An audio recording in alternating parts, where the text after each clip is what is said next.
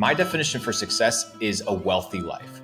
And by wealth, I mean a life that is full of abundance, right? You can have a lot of money, but it doesn't mean you have a life full of abundance if nobody likes you. You can have a ton of family and people that like you, but if you have no money, you lack abundance, right? You can have the money, the family, but no health, you lack abundance. You can have family, but no spirituality, you lack abundance. So for me, the definition of success is wealth, true wealth. And what I say is the wealthiest man is the one that wakes up with the least pressure on his chest. The one man that when he wakes up, life is good. That doesn't mean having a ton of money. It just means life is good. How many people, Mo, do we know that are rich as fuck, that have to take antidepressants, that can't sleep at night, that can't live with themselves? Yep. Broken marriages, children fucking hate them. Dude, that's not the definition of success. Success is a life full of abundance. And that's what Capital Club is about. That's what we preach, right? It's a focus on creating, multiplying, and preserving wealth. You know, and it's three different quadrants. And wherever you are in life, you're in one of the three places. You're either creating wealth, situations of wealth, you're multiplying that wealth, or you're preserving it. And in crypto, we saw it, right? It was the multiplication was really fast, but then a lot of people didn't know how to preserve, right? Yep. So because the mindset needs to be different. Your mind needs to change, whether you're making, whether you're multiplying, or whether you're preserving. You need to be taught different ways of thinking. And based on that definition, I think, yes, I think it's easier to accomplish success or achieve a status of success, but success is every day. Success must be earned on the daily basis. You don't just become successful and stay successful, right?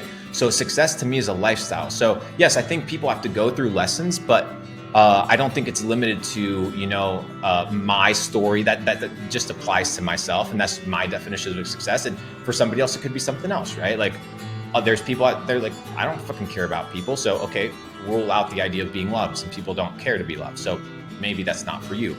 But for me, you have to encounter certain things in life that are going to give you perspective. And perspective is giving you a worldview that allows you to perceive the world in a way that lets you look at something and be like, okay, that's success. And the reason I say this is if you're born with $1 billion in the bank account and you have all the palaces in the world, you get all the girls, all these things mean nothing to you. They hold no value. They mean nothing. Why? Because they were given to you. But as a man, right, conquest, the idea of conquering something, and the idea of conquering something exterior isn't the exterior conquest that matters. It's the internal conquest that must take place in order for the exterior conquest to be valuable. And it's not how other people perceive you that's the conquest. It's how you perceive yourself. When you look at yourself in the mirror and you say, good job, you made it. And that's kind of like my perception. So if you come from the slums, the come up story is beautiful. The come up story is what keeps you going. And then making sure that you don't go back to the slum, making sure you don't go back to the hood. Like that's the worst thing that could ever happen to you is when you taste it and then you let go of the pedal, like you let go of the gas. That's the worst thing that could ever happen to, bro. You do not want to be that guy. And we see it all the time. We see it with athletes. We see it with rappers. Kodak Black just got arrested again for like traffic and who knows what. I'm like, dude, You had it there, but you had no goal, right? You were swayed left and right.